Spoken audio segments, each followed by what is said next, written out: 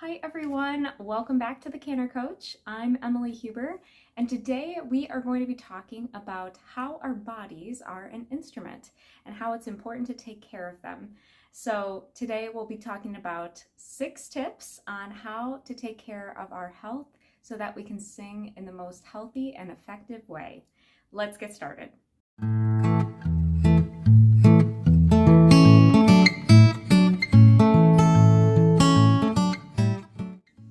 Now, as we talk about health today, I just, of course, want to have the disclaimer, I'm not a doctor. These are just things that I've personally researched and discovered have helped me to be my best self when it comes to singing, and I hope they can help you as well.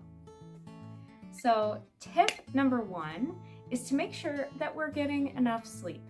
So our vocal cords do not function quite as well as they should if we are not getting enough rest. And so it's really important to prioritize sleep, especially before we get ready to sing, either the next day or even the same week as we have a big performance.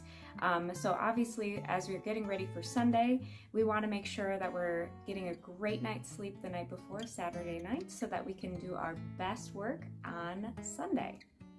Tip number 2, when it comes to taking care of our bodies like an instrument, is to make sure that we're getting enough exercise. Yes, I know, exercise can be a pain sometimes, but exercise is really important for a few different reasons. One, it helps build stamina. The second thing is that it helps with building muscle. And the third thing is that it can actually help with the function of our breath support and our posture when it comes to singing. And so we want to make sure that we're remaining nice and healthy, and exercise is a huge component of that. You can go for a walk, you can go for a run. I personally do like to run and do HIIT workouts, if you've ever heard of that. So it helps build and support the entire system of your voice, because our voices are not just made up of what's right here. It's our entire bodies. So make sure you're getting enough exercise in to remain healthy and to take care of your voice. The third thing that we want to do when we are taking care of our bodies like an instrument is to make sure that we are eating a healthy diet. Now, of course, when we're talking about exercise and diet, everybody talks about that when it comes to taking care of our bodies, but it is really important to eat whole grains, vegetables, fruits, get plenty of vitamin C, vitamin A, vitamin E, because all of these things help support the function internally, but specifically it helps support the membranes that line the throat as well. So make sure that we have nice and healthy voices so that we are taking care of ourselves internally and we can make beautiful music externally. Tip number 4, it is also aligned with diet, is not eating too spicy of foods, especially right before we sing. So I really try to avoid eating anything spicy the night before I sing on Sunday, because what happens is it creates this excess acid in our stomach. Especially for me, it creates acid reflux. And so I want to make sure that I am not eating too spicy or any type of food that could upset my stomach, because it can create this hoarseness or dryness in my throat to where the next morning I don't quite sound like my best self. So I encourage you guys to pay attention to what you're eating, especially the night before you sing.